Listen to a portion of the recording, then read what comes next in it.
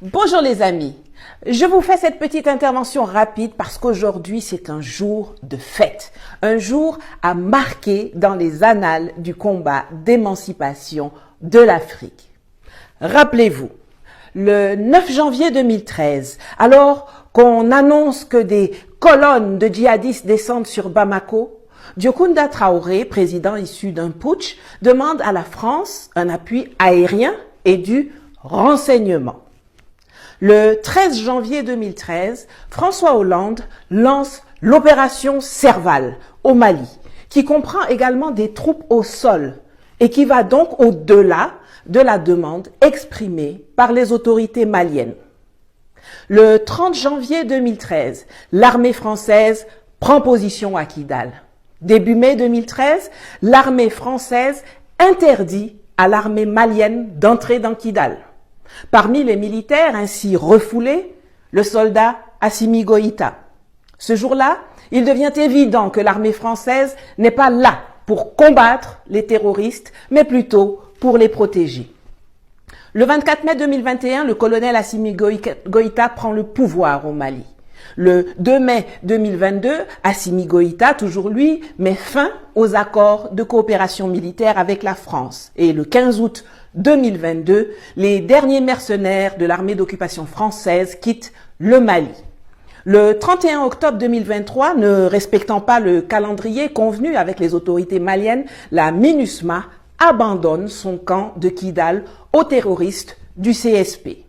Et le 14 novembre 2023, c'est-à-dire aujourd'hui, les forces armées maliennes entrent dans Kidal, désertées par la racaille terroriste pilonnée durement par les Fama, après que leurs parrains français et onusiens aient été contraints de quitter le Mali. L'histoire retiendra que ce que l'armée française, la force européenne Takuba et la force onusienne MINUSMA n'ont pas réussi à faire en 10 ans, le Mali l'a fait en 2. Bravo! Hurrah! L'histoire retiendra aussi qu'il n'y a jamais eu de colonne de djihadistes qui fonçaient sur Bamako en janvier 2013, comme l'a établi l'historien français Jean-Christophe Notin dans son ouvrage « La guerre de la France au Mali ». Je pourrais vous mettre le lien du bouquin en commentaire si vous le voulez. Il y a tout juste eu 3 ou 4 pick-up, mais cela a servi de prétexte au déploiement de l'opération militaire au Mali que la France préparait depuis de longues années. C'est prouvé. Et ce qui est aussi prouvé, c'est qu'aucun avion de reconnaissance, aucun satellite français comme américain n'a jamais pris de mouvement en flagrant délit. Jamais, je dis bien jamais, un conseiller n'a déposé les fameux clichés sur la table du président français. Merci à Assimi Goïta, Sadio Kamara, Abdoulaye Maïga, Malik Diao, Ismaël Ouagé, Abdoulaye Diop, Choguel Maïga. Merci aux vaillants soldats maliens. Merci aux alliés stratégiques du Mali. Merci au peuple malien.